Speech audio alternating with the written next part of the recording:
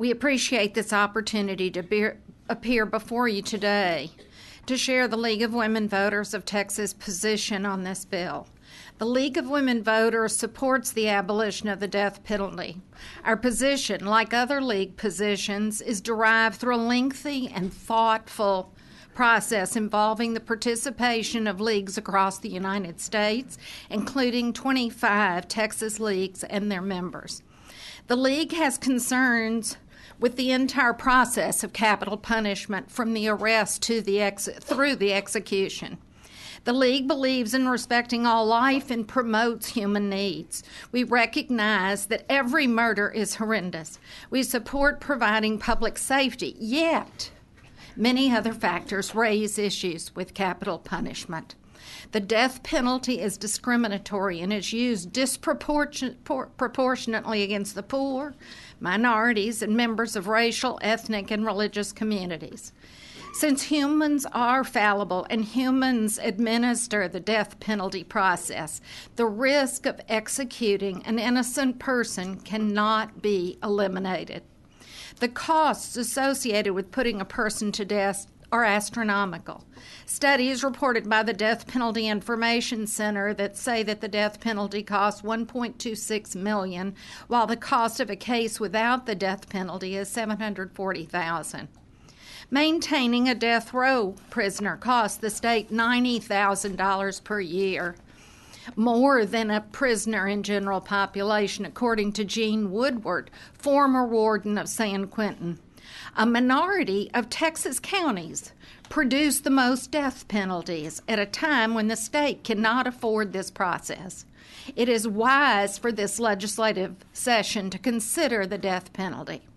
We are concerned about executing innocent people because once a person is executed, there's no opportunity to bring that person back to life, to have a new trial, if and when new evidence is revealed. Exonerations occur because of mistakes. For example, 54 Texans were exonerated in 2015 for different crimes, with most of those cases coming from Harris County. The number of exonerations rose there in 2016. Harris County again had 48 drug cases where there were exonerations. The latest study of exonerations between 2000 and 2011 showed that there was an average of 5 exonerations per year.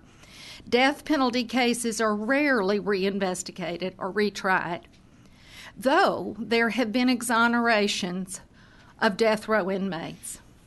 No system will be perfect. But with this history of Texas exonerations in another crime area, questions are raised beyond a reasonable doubt of death penalty cases being without mistakes. There are numerous cases of executing people with a history of mental illness. Kelsey Patterson case is an example. The Texas Board of Pardons recommended that he be spared, but the governor at the time would not commute the sentence, so he was executed. Kelsey was diagnosed with paranoid schizophrenic at 21 years of age. His parents believe there's an inverse relationship between funding for mental health care in Texas and funding for prison space and corrections. The number of non-prison beds and funding for medication for persons with mental illness and intellectual disabilities are not adequate to meet human need in this state. Instead of putting Patterson in a mental institution after he committed the murders, he was put on death row. By all indication, prosecutors used faulty science and jailhouse informer to convict and execute Cameron Todd Willingham. The science was not credible at the time of the trial, but was still used. Years later, the science in the Willingham case clearly raises questions about the state having executed an innocent man, as has been reported in detail in the New Yorker. In addition, it's been shown that jailhouse snitches are not reliable. The cost associated with executions and many other factors raise the issue of beyond a reasonable doubt in capital murder cases. Public support for capital punishment has declined, and death sentences and executions have dropped to historic lows. The League supports and urges you, the 85th Texas legislature, to support the abolition of the death penalty.